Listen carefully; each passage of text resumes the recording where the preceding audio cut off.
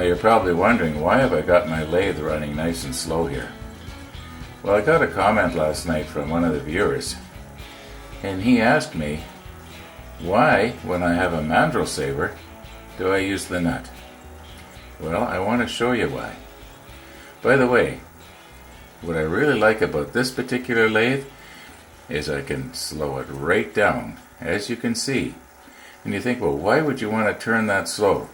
Well, you may not want to turn that slow, but let's say you had a little bowl on the end, and you're putting some sort of a, polyethylene on it, Well, you can let it turn nice and slow, and you touch your brush up to the edge and let it go around, and it puts a nice even coat all the way around. I've done that a few times. It actually works really well.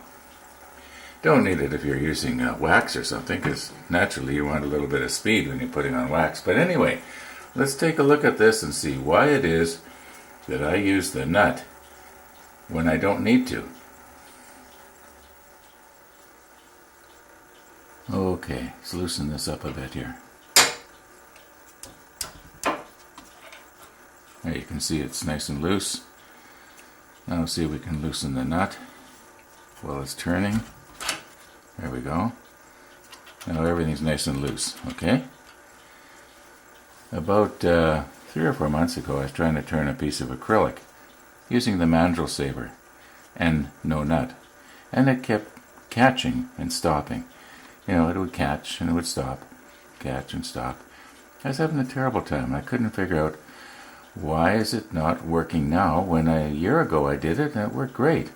Then I realized I wasn't using the mandrel-saver. I was using something entirely different.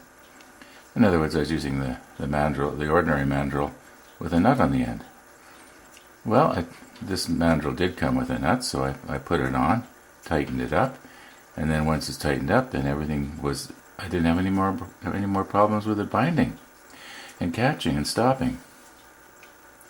So the reason for that is, if you don't have the nut on, think of it this way.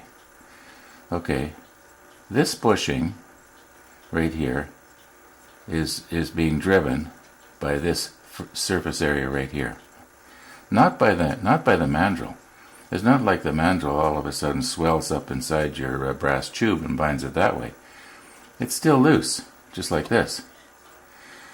So this area here is driving the bushing. Okay, let's assume this little spacer wasn't in there. Okay, then this bushing is driving this is driving this one's driving this one, this one's driving this one, and so on right down the line. Your mandrel bearing here, like the mandrel-saver, is not driving, it's just going along for the ride. Okay, now that's because you don't have the nut on. But if you have the nut on, let it get tight here. Oh, by the way, it will automatically want to tighten itself. Okay, let's say it starts to slip. It will slip, and it will it'll have a tendency to tighten the nut, not loosen it, because it's turning this way. Anyway, that's got nothing to do with this. So when the nut is on, it more than doubles the torque on your blank for any given pressure this way.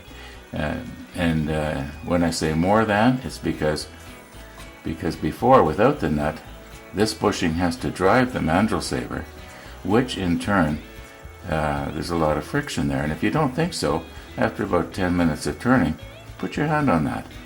It'll be pretty hot. Well, that's because of all the friction involved. So you're more than doubling your torque on your blank by using the nut. Now, in a case like this, where the diameter is really small and there's nothing really to catch, I don't need the nut.